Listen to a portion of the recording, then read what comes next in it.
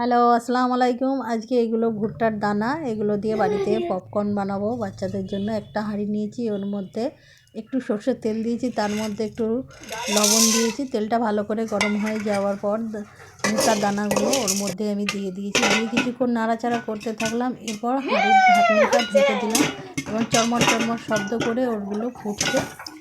দেখুন আমি মাঝে মাঝে তুলছি, প্রচণ্ড শব্দ হয়ে ওইগুলো ফাটছে, ভেতরে ফুলছে, বড় হচ্ছে, এভাবে লাফিয়ে যাচ্ছে।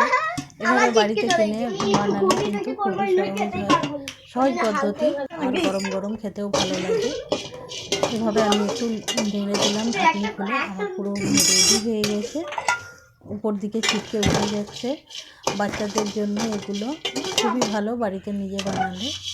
আজ তাহলে এ পর্যন্তই, আপনারা দেখতে থাকুন, আমরা বাড়িতে সকলে মিলে পপকর্ন খেতে থাকি। আসসালামু আলাইকুম। কেমন?